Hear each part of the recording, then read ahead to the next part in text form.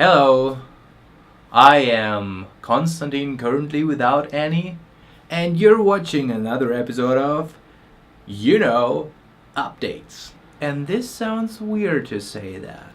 So while Annie is across the seas, I have the honor to man the KA headquarters. A lot of structuring and restructuring in my head going on. And I think the next couple of days I will devote to making visuals for a presentation.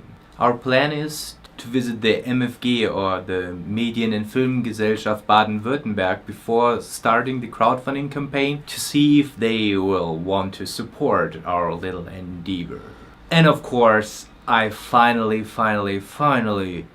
have to start with my master's thesis, because already a month went into the lands, a quarter of the time I have assigned without me having written one single line. Maybe this is the time I should start. As you see, many things are about to happen, but last week was kind of slow, which is not a bad thing, I think.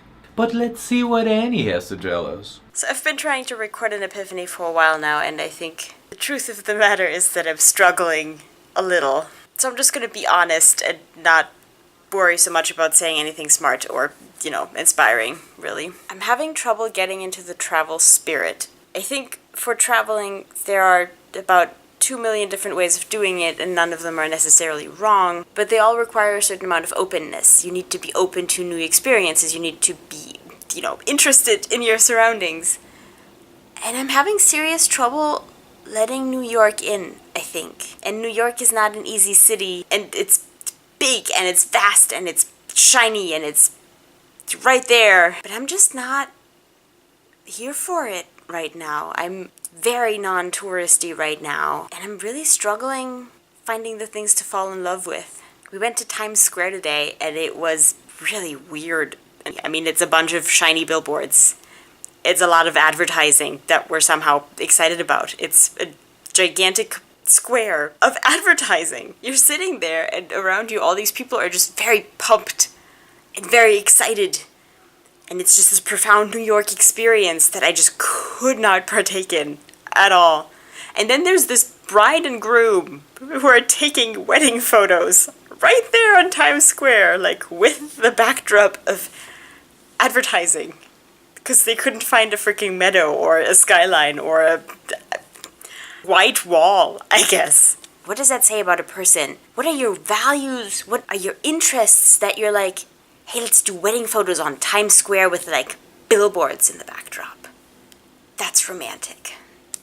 I'm very jaded. I'm very just uninspired and unexcited by things, and that's making me a miserable travel companion. I'm usually very excitable. I'm usually here for most things, and right now it's just like, meh. And this is freaking New York City. I mean, I'm supposed to be giddy and jumping about, and I'm just not really getting into the spirit, and it's really sad because I'm traveling with other people, so I really should be, nice and jolly and excited. But the coolest thing that happened today, the best part of New York City, was a gigantic thunderstorm that crashed down upon us while we were in Central Park. So we hid under this little bridge thingy with a bunch of other people who were all trying to get away from the rain. So there's just this moment in time, there's just 20-minute period where there's this bunch of people who were doing the variety of different things in Central Park, who are all now hiding under this little bridge with the water creeping in from all sides, sharing this moment and looking out and watching the rain, and then the lightning actually struck something, and it was just a big exciting moment.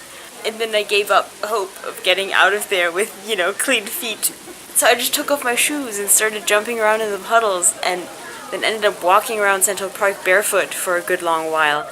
And that was the coolest part of today. Was the coolest part of New York so far. A rainstorm.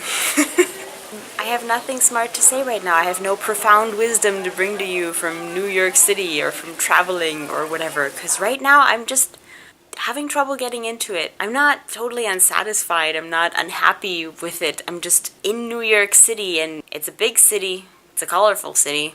But right now it's just a city. I don't like traveling like that. I want to be able to get excited about places. And so far I always have. I haven't quite found my connection to New York City yet. or to myself in this particular moment in time. I don't know. So, hi. That's where I'm at. Struggling with traveling and struggling even more with doing epiphanies that are editable in any sort of way. So I'm just going to give up and go with it, and I'm sorry, Konstantin. So this week's epiphany is courtesy of Chuck Wendig, the author of the Kick-Ass Writer, a little book Annie has given me as a present, which, with a title like The Kick-Ass Writer, sounds kinda cheesy, and it is kinda cheesy, but it's also very, very funny written and very foul-mouthy, but thoroughly enjoyable. There are a lot of little bits and pieces, ideas that touch on subjects like character development or plot development. And one point that he repeats again and again, which is a very basic point, but which is one that I need to ponder and muse, I feel. And that is, to be a writer, there's only one thing you need to do, and that is to write. Especially the last weeks, I had the feeling that there's a lot of story material accumulating inside of me, and that I need the right time, the right setting, the initial spark to make it complete and to be able to put it out in the world. I kinda like the metaphors of the stories that want out, but I come to think that maybe that is not the best metaphor. As you can see, I have a friendly advice hanging over my desktop PC now. I think it gets the point that maybe it is true that the stories and the ideas want out, but maybe it's also true that they're lazy fuckers. They want out, they're also kinda happy in the place where they are, where they have all the potential without the need to being defined. While the ideas are in your head, they can be everything. They can be the greatest thing in the world, and once you start pulling them out and putting them on paper, you begin to realize that maybe some of them aren't that great anyway, and that you need to work on them. And maybe those fuckers don't want to change, and you have to force them. This is a very metaphorical epiphany. My point is this. Methinks I need to stop theoreticizing and start practicizing again speaking writing. This is maybe not my most thoughtful and deepest epiphany, but probably one of the more important ones.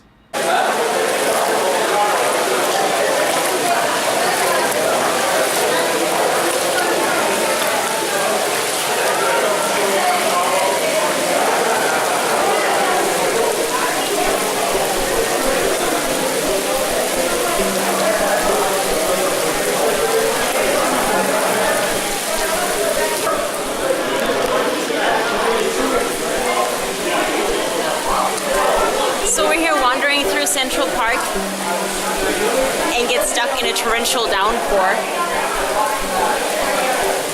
So now there's this large group of people, a bunch of, baseball players hiding in this little overpass with a puddle that's becoming more and more impressive. And I gotta say, this is my favorite New York experience so far. I like a good rain.